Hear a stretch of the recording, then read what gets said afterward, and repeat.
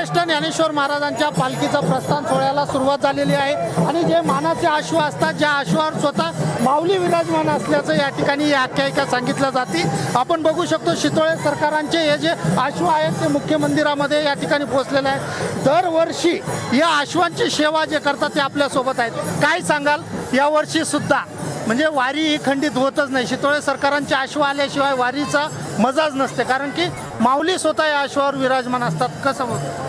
संतश्रेष्ठ ज्ञानेश्वर महाराज पालखी सोहळ्यातील मानाचे श्रीमंत शितोळे सरकार अंकलीकर बेळगाव येथील अश्व हे काल माऊलींच्या मंदिरामध्ये आपलं परंपरेप्रमाणे दर्शन घेऊन पालखी सोहळ्यामध्ये सहभागी झालेले आहेत आणि आज प्रस्थानासाठी माऊलींचे अश्व हे माऊलींच्या मंदिरामध्ये राहुलामध्ये उपस्थित आहेत।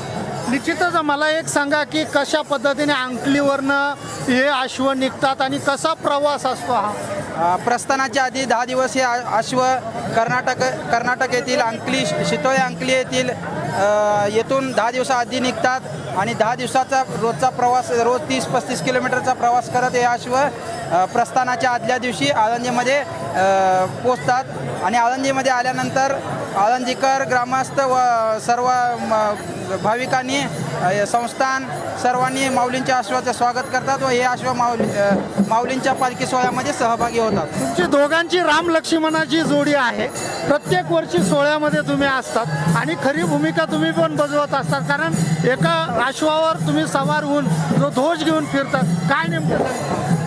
खूप आनंद वाटते। मला सेवा मिळाल्या म्हणून हे माऊलीचं चरणी प्रार्थना आहे, असंच माझं अखंड सेवा मिळाली। पण किती वर्षापासून ही सेवा? 20-25 वर्ष झाले मी हे सेवा करतोय।